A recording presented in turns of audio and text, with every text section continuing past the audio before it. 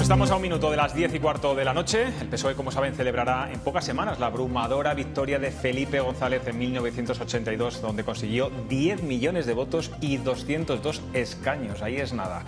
Se cumplen 40 años de aquella famosa foto en el Hotel Palace de Madrid, en la que aparecía ese tándem indestructible conformado por González y Alfonso Guerra.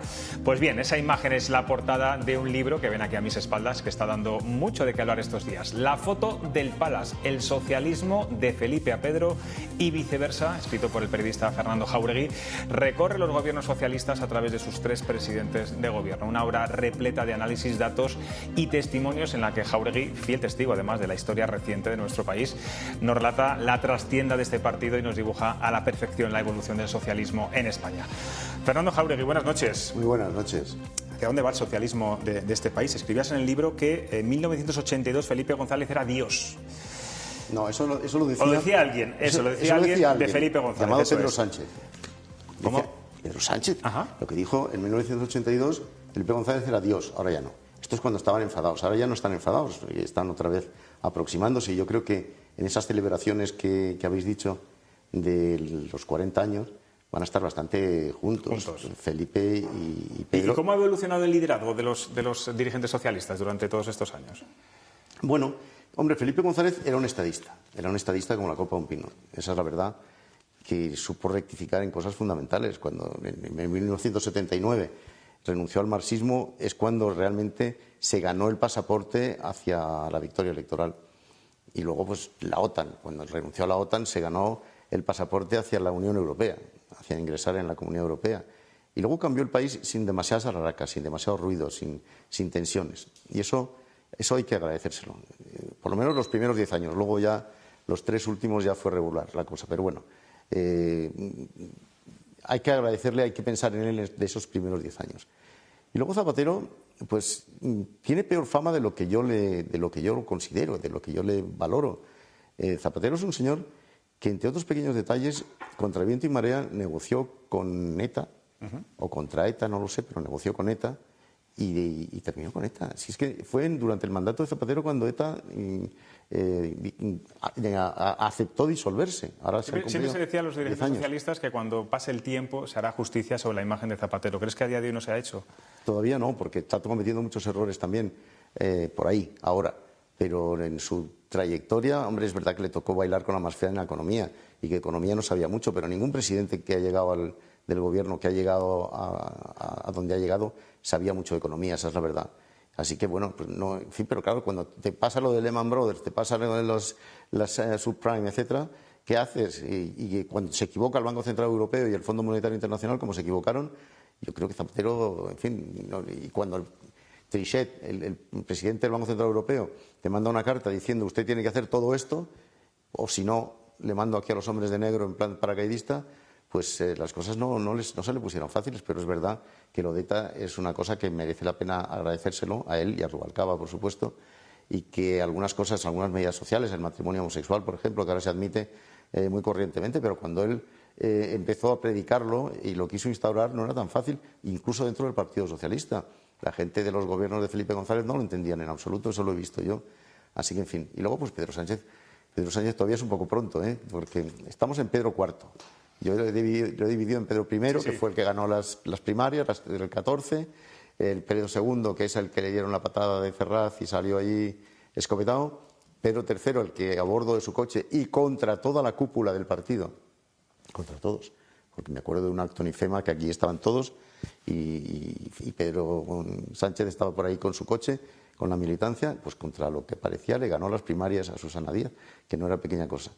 Ese es Pedro III y ya luego Pedro IV es el que empieza con la moción de censura, inesperada para él también, yo creo, de 2018, y ahora es una incógnita. Vamos a ver dónde está, porque, en fin... ¿Y prevés un Pedro V? Porque decías en una entrevista que publicaba el diario ABC este fin de semana, el titular era «Sánchez es un hombre discutido, el PSOE no», y decías que no se presentará a las elecciones. ¿Tú lo ves tan claro? Te lo digo, yo creo que... Ese era el titular, ¿eh? Yo creo que no ponía que no se presentara a las elecciones. Yo estoy convencido de que se presentará a las elecciones.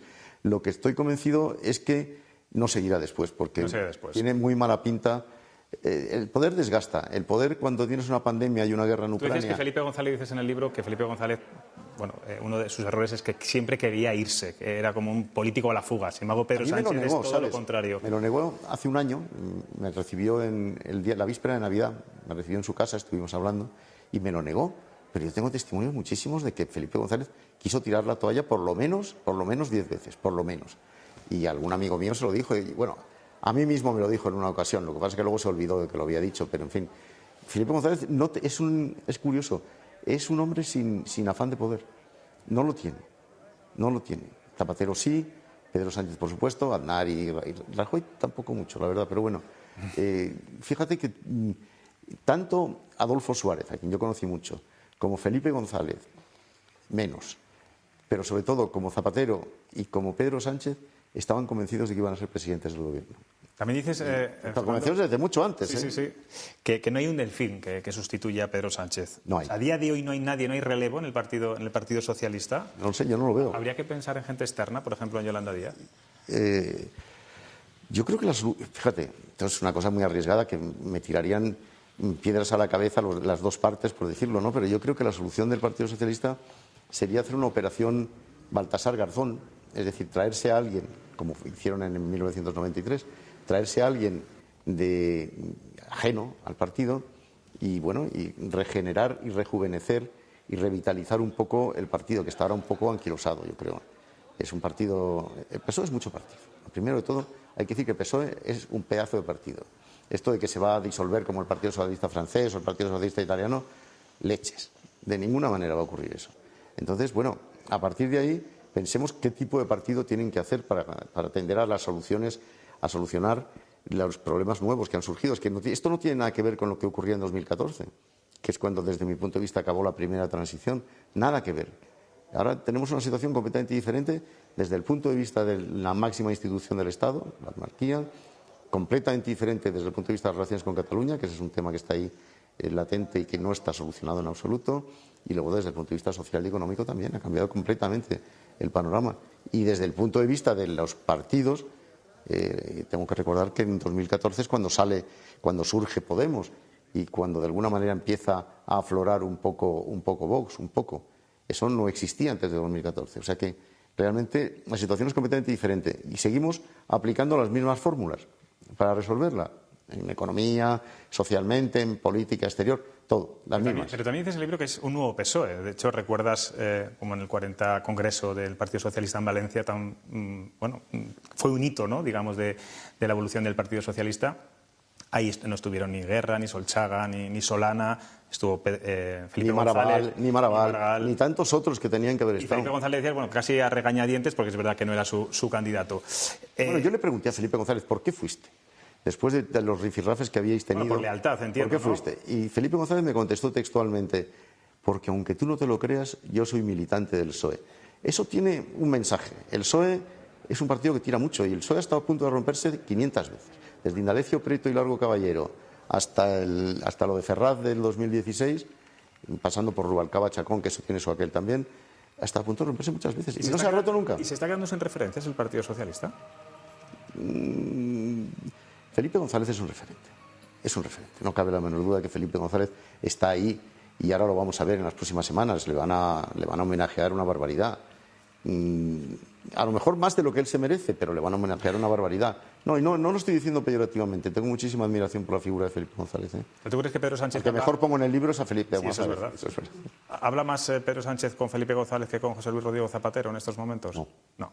Yo creo que José Luis Rodríguez Zapatero tiene una influencia fuera de la Moncloa. Es que hay una serie de lo que llamo los monclovitas, que son gente que está fuera de la Moncloa, que tienen muchísima influencia en la Moncloa. Y algunos de ellos no se han presentado a las elecciones nunca. Y no hablo de Zapatero, que sí se presentó, claro, y además las ganó. Dices en el libro que es un PSOE, el actual, poco dado a la reflexión sobre cuestiones que no fueran tácticas y en la que todo es mucho más presidencialista. ¿Es un partido más frívolo o ahora mismo todos lo son? Ahora mismo todos lo son. El panorama político español es muy triste en ese aspecto, es muy poco reflexivo, muy poco profundo. Pero eso sí que salió del 40 Congreso, en Valencia, del mes de octubre del año pasado. Todavía no se ha cumplido ni un año de eso. Salió un partido prácticamente sin un programa. Salió un partido que yo creo que ni se votó la gestión de la legislatura anterior o del partido anterior. Yo creo que ni se votó, a lo mejor Chema lo sabe. Se aclamó. Bueno, se aclamó quiere decir que no se votó. Joder. Y a mí esto me parece que, en fin, no salió un programa por ninguna parte, no salieron ni ideas. La única idea que salió fue abolir la prostitución, que es una idea de difícil, muy buena idea y está muy bien, pero yo creo que es muy difícil lograrla, porque no, esto, si se hubiese podido abolir, ya lo hubiesen abolido hace unos cuantos siglos seguramente. Pero es el único punto programático que yo veo que salió. Y luego salió una dirección muy mala, como se ha demostrado. Adriana Lastra no puede ser el número 2 del partido que gobierna en la 8ª nación del mundo. Yo creo, vamos, como se ha demostrado. Hablando de Adriana Lastra, es verdad que Pedro Sánchez se ha ido desprendiendo de gente de mucho peso, nada, en los últimos meses. Un caso es ella, también Carmen Calvo, Iván Redondo, Ábalos, por ejemplo. Ábalos, perdona, que la carrera ascendente Pedro Sánchez se la debe en enorme medida a Ábalos. Bueno, son políticos que se han dejado la piel por Pedro Sánchez y por el partido. Ábalos más que ninguno. ¿Qué común denominador tienen todos ellos para que finalmente Pedro Sánchez no cuente con ellos? Hombre, yo hay casos que me explico y otros que no. Yo lo de Adriana Lastra me lo explico. Además es que Adriana Lastra andaba bofetadas con el número 3 o con Santos Cerdán. O sea, hay que decir, esto, evidentemente, eso no podía sostenerse. Han inventado una historia. No lo han inventado. Es verdad que estaba embarazada, pero, oye, ¿qué feminista deja un puesto de trabajo porque está embarazada? Eso yo no me lo puedo creer. Es verdad que Ábalos, pues, en fin, tenía un par de cosillas por ahí cuestionables, ¿verdad? Un avión, unas cosas. Y lo de Carmen Calvo, yo creo que ha sido una derrota en toda regla frente a otros postulados feministas completamente diferentes. Y yo creo que más equivocados que los suyos, por otra parte. Pero es que ahí tuvo un choque con la coaligada y yo, pues ahí nunca entenderé. Y Iván Redondo, desde luego, pues había adquirido demasiado poder. Se lo había creído. Iván Redondo se había creído que era Iván Redondo. Y Iván Redondo, al lado de alguien como Pedro Sánchez, que no le gusta que le mangoneen mucho, es muy complicado. Le has pedido a Felipe González en alguna ocasión que escriba sus memorias, ¿no? Él la está escribiendo. La está escribiendo. ¿Y crees que cambiará la percepción de la historia reciente de este país una vez que salgan publicadas? Es que lo que pasa es que luego los políticos, cuando escriben las historias, sus propias historias, sus biografías o sus memorias, no son lo mismo que los periodistas. Los periodistas solemos ser más sinceros con nosotros mismos y más crueles con nosotros mismos. El político tiende a olvidarlo. Y es verdad que algunas memorias se han escrito con bastante sinceridad. Zapatero escribió unas con bastante sinceridad. Yo creo que Felipe lo que está haciendo le están ayudando, 3 o 4 personas, yo creo. Está la Fundación ahí echándole una mano, la Fundación Felipe González. Pero yo creo que yo lo que sí le dije es que tienes que escribir tus memorias. Es que los políticos están obligados a escribir sus memorias. Lo mismo que los periodistas estamos obligados a contar lo que sabemos. No a hacer historia. Nosotros no debemos hacer historia ni protagonizar nada. Pero contarlo sí. Y yo creo que los políticos que han vivido una situación privilegiada, porque han tenido muchísimas ocasiones privilegiadas de aprender cosas que nosotros y de saber cosas que nosotros no sabemos, pues hombre, yo creo que no está nada mal que alguien como Felipe González, que es el gran referente del espíritu del 78, el gran referente, el único que queda, porque el rey Juan Carlos también podría haberlo sido, pero ya vemos que no ha sido. Bueno, pues Felipe González tiene la obligación, yo creo, de contarnos algo más de lo que nos está contando, porque seguro que nos puede contar, no te quiero ni decir, vamos. Yo no sé si se basará en esas memorias en algún testimonio que tú utilizas aquí en la foto del Palace, porque has hablado con mucha gente, pero es curioso... 120 he hablado. Que no has hablado con Menos Alfonso. con 2. Uno es Pedro Sánchez, que bueno, es entendible, es el presidente. Yo creo que el presidente del gobierno no tiene por qué atender a cada pero más me ha sorprendido que se le ocurre. Pero... Alfonso Guerra. ¿Qué ha pasado ahí? No lo sé. No quiere hablar. No, habla poco. Alfonso Guerra habla poco y habla a sus auditorios selectos, en donde él se siente seguro. Y aquí pues probablemente no se sentía seguro. Es verdad que yo tuve algún rifirrafe con el hombre, con el brazo derecho de Alfonso Guerra, que se llamaba y se llama Fali Delgado, que las tuvimos bastante gordas y... O sea, que puede ser una... Yo era periodista... Es que yo cuando era periodista en el país mandaba mucho. Un periodista en el país, en el PSOE, manda mucho. Por cierto, este tipo de libros al final se demuestran que los políticos pasan, pero los periodistas aquí seguimos, no todos. No todos. Eso te iba a decir, que no todos. Bueno. Es que, bueno, la mortandad de la clase política en España... No hablo de mortandad, hablo de seguir en el puesto, Nos morimos igual que los políticos. Perdona, cuando yo hablo de mortandad... quiero decir mortandad política, claro, naturalmente, no mortandad física. Vale. Tú fíjate que en 2018, de la gente que estaba en el Congreso en 2018, yo creo que solo quedan 2 diputados. Ana Oramas y el PNV, bueno, Aitor Esteban. Aitor Esteban, portavoz. Creo que no quedan más. Y de hecho, bueno, y Sánchez. Sánchez siempre queda. Aunque Sánchez en el 16 se marchó del Congreso, no olvidemos eso. Pero fíjate que han desaparecido Rajoy, que la moción de censura, ha desaparecido Casado, por lo que todos sabemos, ha desaparecido todos los fundadores de Podemos, todos, incluyendo Pablo Iglesias, han desaparecido todos, ha desaparecido Albert Rivera y sus tonterías, va a desaparecer Inés Arrimadas. Es decir, aquello, realmente, si tú miras un poco la vista atrás, echas la vista atrás, de los últimos 3 años, no desde 4 años, 5, es que te das cuenta que esto, bueno, ha pegado un cambio vertiginoso. Eso sí, ahí sigue Sánchez. Fernando, hay 3 periodistas aquí que te están escuchando atentamente. No sé si han leído el libro, yo les invito a Periodistas, leerlo. colegas y amigos. Vale. Chema, casi voy a decir por alusiones, pero no tiene nada que ver. Chema tan amigo no es, pero bueno, sigue. La verdad es que yo he tenido el orgullo, ¿no?, de conocer a Fernando Jáuregui cuando me vine para acá, y ya son años, ¿no? Entonces, para mí era un tipo de esto, y digo, este sabe, ¿no? Porque es verdad que sabe.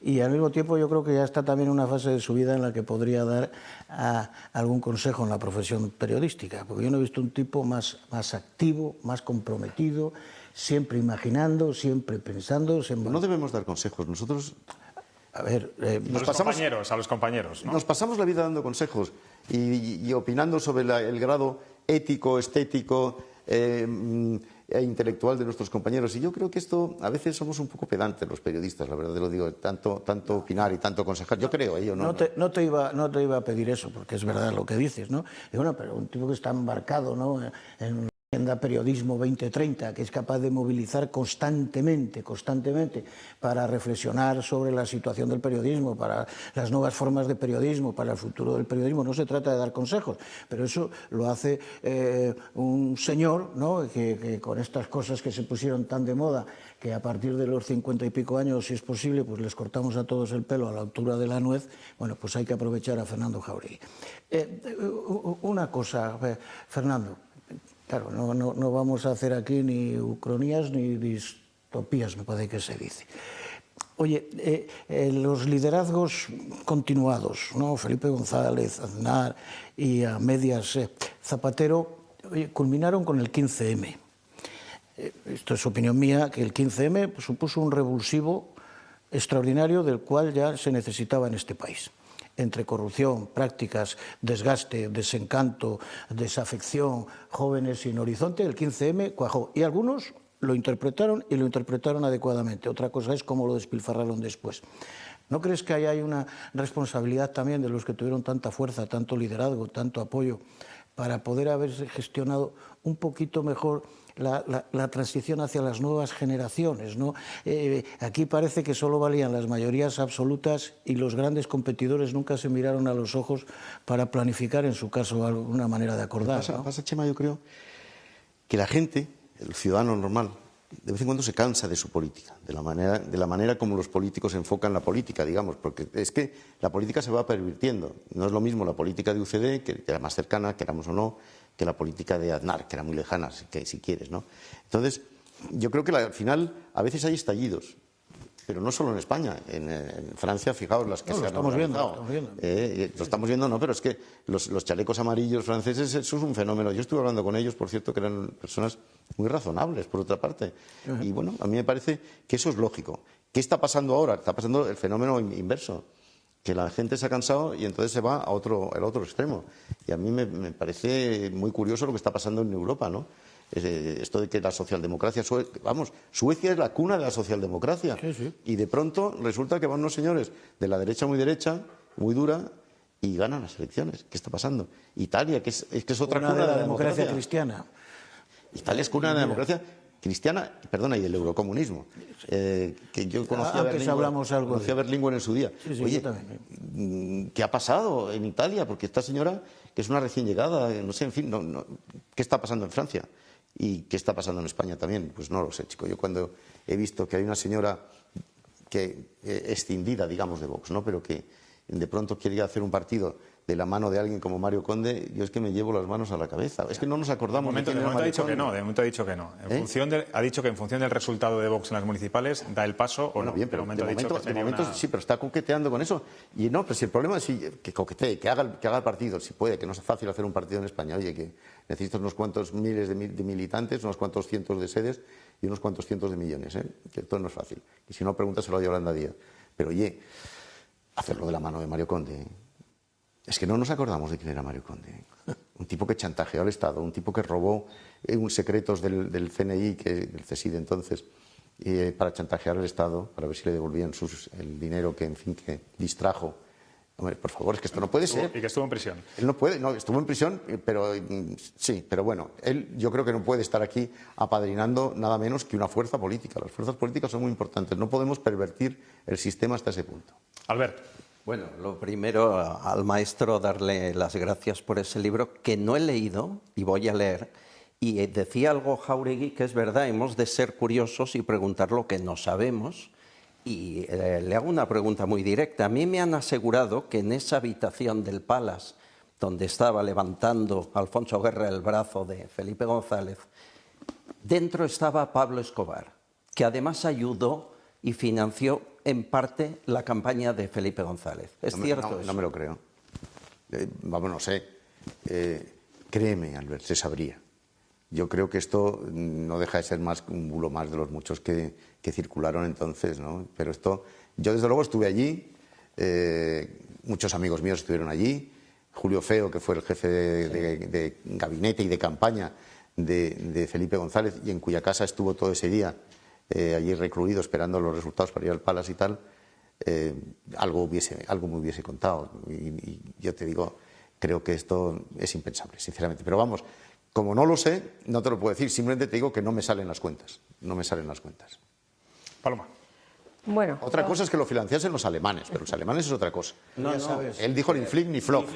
No, hay que poner la situación en su contexto. Pero hay que poner la situación. Pablo Escobar no era el narcotraficante que se supo después. Bueno, eso no lo sé. Estuvo en la jura de Felipe González, es cierto. Lo que no sé es hasta qué punto Pablo Escobar ayudó o no ayudó.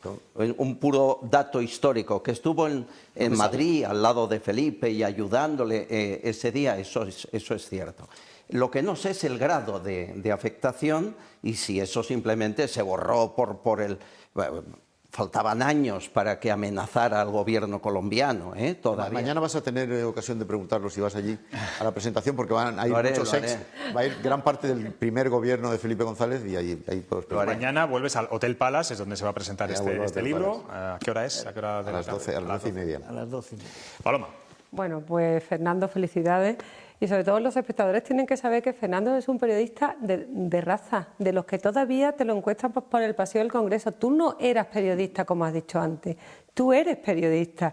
Cuando yo era periodista, has dicho, digo, ¿eres periodista? Cuando era periodista del país. Porque cuando yo era periodista, digo, no, tú eres periodista y además eres un periodista no de los despachos, sino de la calle. No para. Cuando has comentado que Felipe González te parecía un estadista porque supo cambiar y, no sé, cuando pensaba cosas de lado, rectificar. ¿Y Pedro Sánchez te parece un estadista? ¿No piensas que Pedro Sánchez no rectifica sobre determinadas cosas que le pueden llevar al final de su vida política? ¿Es un estadista Pedro Sánchez o no? Pues mira, todavía tiene que demostrarlo. Pero yo no soy de los que piensan que Pedro Sánchez lo ha hecho todo mal o lo hace todo mal y menos todavía que hace todo bien. Claro. No, creo que no, pero creo que tiene sus cualidades y tiene sus inconvenientes. Estadista es una persona, yo entiendo, en un país, en una democracia de verdad, estadista es una persona que antepone la seguridad jurídica a todo. Y aquí, pues no. Pero, ¿por qué no? Estadista es alguien que prima el pacto transversal sobre todo. Y aquí, pues esto tampoco. Y no digo que sea el único que no es estadista, porque aquí, si vamos a empezar a repartir culpas, hay muchas culpas. Pero yo creo que estadista es alguien que antepone el bien común al bien personal. Que no digo yo que no lo haga Pedro Sánchez, pero a veces da una impresión, quizá, que tiene un excesivo deseo, ¿verdad?, de prolongarse. Yo no sé si eso va a ser así, sinceramente. Yo no sé, esa entrevista que me dices, que yo digo que no se va a presentar a las elecciones, yo creo que sí se va a presentar a las elecciones, No sé si lo entendieron mal o me expresé mal yo. Yo lo que no creo es que en principio no parece que las vaya a ganar, que le vaya a ser fácil ganarlas. Y entonces lo que sí creo es que Pedro Sánchez va a tener muchas opciones internacionales, porque él es un hombre que otra cosa no está haciendo, pero se está haciendo unas relaciones internacionales fantásticas. Y él en la Unión Europea hay que reconocer lo que personalmente pesa. Y a Ursula von der Leyen le encanta. Mal a nuestro país, ¿no? Y no nos viene No, nos viene muy... Hombre, ¿Nos cuesta mucho dinero también? no importa. Oye, si es dinero bien gastado. El dinero que gastamos en hacer la cumbre de la OTAN, perdóname, es un dinero muy bien gastado. El dinero yo no hablo de la cumbre de la OTAN, yo hablo de otras cosas que nos está costando el dinero. Yo no lo sé, Paloma, es posible que sí, pero dicen que, hombre, que se han gastado mucho dinero en hacerse la foto con Bill Gates, por ejemplo. Yo te voy a decir la verdad. Gastarte unos millones de euros, que no son muchos tampoco, en potenciar a tu país, a mí no me parece mal. Otra cosa es que podamos interpretar que se potencie el mismo. Pregúntale a los ciudadanos. 320 a ver si millones en 2 años. Que a los ciudadanos no les gusta nada, pero tampoco les gusta que el presidente del gobierno tome vacaciones en Doñana. Y tampoco les gusta que coja el Falcon para ir a un acto oficial, dicho sea de paso. Otra cosa son los actos que no son oficiales. Ni tampoco le gusta que se vaya a Estados Unidos, a no sé qué. Yo, sinceramente, creo que todo viaje que haga el presidente del gobierno, que además internacionalmente y estéticamente es una persona muy presentable, pues es muy bueno, como lo mismo digo el rey, que oye, tenemos unos representantes que están muy bien. Fernando. Los 140.000 millones de fondos europeos para salir de la pandemia, bueno, eso se suponían, tenían que... La entrevista que decía yo es, el titular era Sánchez es un hombre discutido, el PSOE no, creo que no se presentará. En cualquier caso, tú que has estado siendo periodista con Felipe González, con Zapatero, con Pedro Sánchez, vemos fotos en este libro de encuentros que has tenido con ellos. ¿Quién es más cercano? ¿Con quién se puede hablar incluso más off the record? ¿Quién hace más maitines, corrillos? Hombre, yo tenía muy buenas relaciones en tiempos de Felipe González, pero porque yo era el corresponsal político de un periódico que se llamaba El País. Y esto ya eso abre puertas, eso abre puertas. ¿Cómo abre puertas? Las abres tú, ni llamas. Eso. O sea, eso te da muchas posibilidades. Yo me sentía muy cómodo con Zapatero, debo decirlo. Y con Pedro Sánchez la verdad es que pues he tenido oportunidad de tratar menos. He tratado, claro, pero siempre es un poco agónico, en el sentido unamuniano de agónico, un poco de lucha, ¿no? Es un poco así, siempre está un poco él a la defensiva y estás tú un poco a la ofensiva, con lo cual pues es una relación siempre un poco... Pero yo creo que es la relación que tienen ahora mismo todos los partidos, digamos, la clase política con los informadores. Hemos descendido. Mucha distancia, hemos descendido ahí, de verdad. Hemos descendido de calidad y en cantidad. Antes Pues, íbamos a la Moncloa, ahora no vamos. Sí. Antes, alguna vez nos invitaban a comer en la Moncloa, aunque fuese para reñirnos, pero ahora ya ni reñirnos. A nivel regional también pasa lo mismo. Pues ya lo ven, La foto del Palace es el libro de Fernando Jáuregui que mañana presenta aquí en Madrid. Muchas gracias, Fernando, por este maravilloso libro. ¿Has estado cómodo en esta entrevista? Está muy cómodo. ¿Te gustaría estar ahí sentado en vez de ser entrevistado, entrevistar y ser tertuliano de Cuestión de Prioridades? Hombre, si esto es una oferta de trabajo... Y públicamente. Me encantará. Bueno, pues ya está, fichado quedas, ¿eh? Fichado estás. Pues nada, oye, muchas gracias. Hombre, claro que sí, hombre, todo un honor y todo un privilegio. Y tú lee el libro, Albert, que no es que... Todos, ahora me lo firmas. Me lo compraré, hay que comprarlo. Ahora me lo firma.